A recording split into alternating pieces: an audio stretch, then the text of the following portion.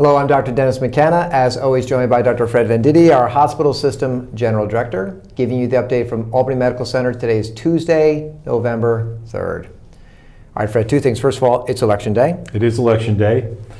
Everybody should vote. I voted a couple days ago. I'm going to be voting this afternoon when I leave work. Excellent. And new studio. Yes. So why are we in the new studio? When we first started doing videos back in March, very quickly we assembled and took over the alumni office in the college. And since then, the videos have been done. And this is really a new way for, I think, not only us, but others to speak to our workforce. It's been a very effective way to communicate.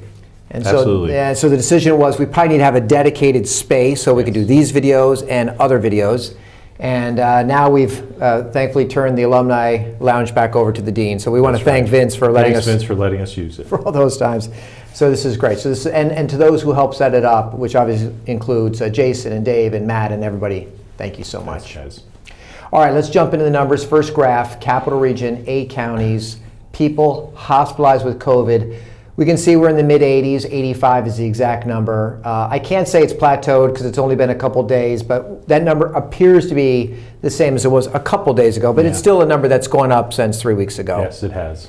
Yeah, tomorrow's the regional call. And so we'll hear what's happening in not only the 8 counties that are in the capital region, but we also pick up a little to the west, 12 hospitals. So Right. we'll find out. When we do our videos on Thursday, we typically have a little bit more intelligence than we did on Tuesday, so we'll bring that back on Thursday. Right. Next graph is activity only at the medical center. This graph represents COVID and influenza.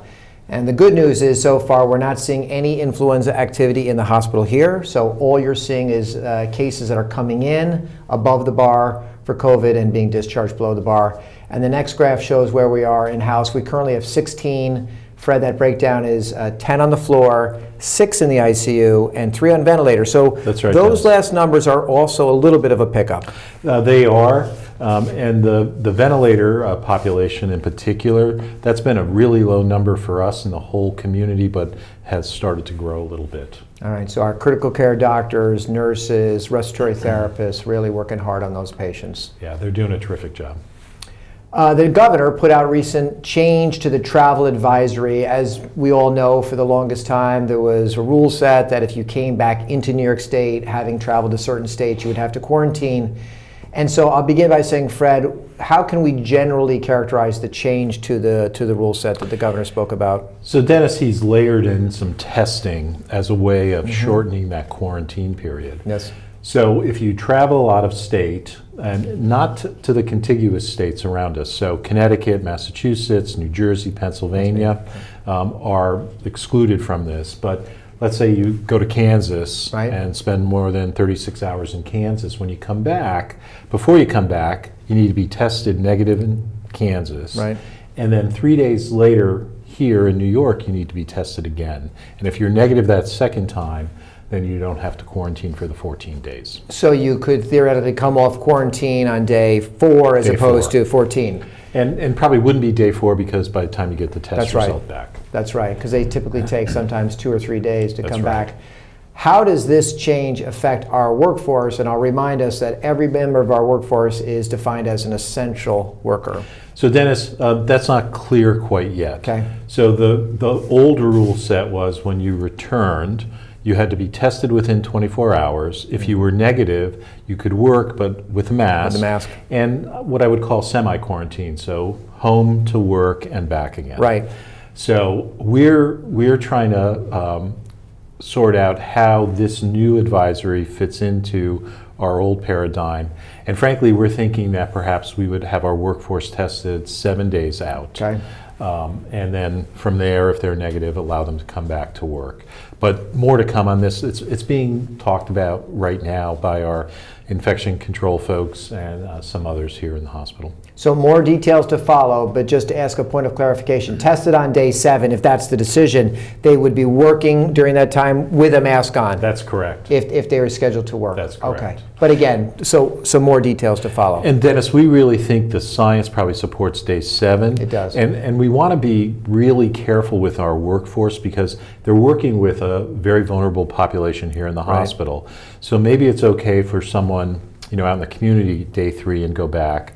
But here in the hospital, we want to be absolutely sure we're doing the right thing for our patients. And for those who may not understand the logic behind that, if you're traveling from one of those states that has a high prevalence and you were to contract it right before you left, we're thinking the most likely time that you would test positive would be around day 7. Right. That would Sort be of the peak of your incubation peak. period. All right, very good, very good. So more to follow on that. Let's talk a little bit about flu vaccine. So we had a deadline, I believe it was yesterday. Yesterday, 9 a.m. 9 a.m., where we said to all the members of our workforce for the second straight year, we would have an expectation that everyone would be vaccinated for influenza. Very important.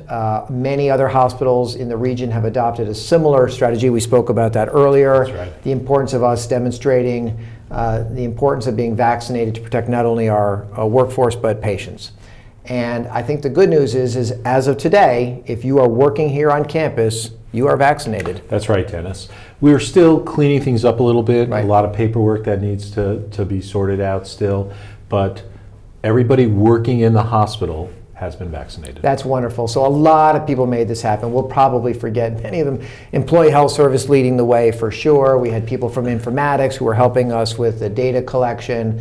Obviously, a lot of people helping with the administration of the vaccine. The managers and supervisors who had to communicate this and follow up with their employees, Right. really throughout the whole house, everybody, big effort. And really, congratulations to our workforce who really have demonstrated to the community that they embrace the importance of vaccination for diseases such as influenza, and I think that's going to make our whole community safer. Making the place safe for you. For sure, that's right. All right, DAISY Award is something that we love to give out here at the Medical Center. We've been doing it for a couple years. The story behind the DAISY Award is it was a family many years ago, not at Albany Medical Center, it was somewhere else in the country, and they wanted to recognize the great care that a certain nurse gave to their child, and they created an award. One of the great perks of getting this award is I think they give out like cinnamon buns to the winner of the award. That's right. But we talk about that. So this month, this nurse was recognized by a family member of someone they treated for her great work. So it's Marie Allen. She works on B3, which is general surgery and trauma, a really special floor. They take care of some incredible patients there. And I think we have a quote. Yes, so this is from the nomination, so this is from the patient. I lost my leg and I was in a lot of pain. She always made sure that my meds were never late. I was feeling lost and not like myself, and she talked me back from that and brought me back to the real me. That helped me recover big time. That's great. That's really great. Tremendous. Yeah, so it talks not only about the personal caring as far as the nursing, but the emotional connection. Which is so incredibly important, Dennis. So congratulations, Marie. Congratulations, Marie. Yeah, for sure. Okay, very good. All right, I think that's it for today. That's it for today. I won't be here Thursday. I think I have a conflict, but Dr. Venditti he'll have a guest. I'll have a surprise guest. Yes, for sure. And we'll see where you do, and we'll pick it up after that. So Dr. Venditti will see you in 2 days. I'll see you next week. We ask that you once again, please take care of yourself, take care of each other, and we'll see you next week.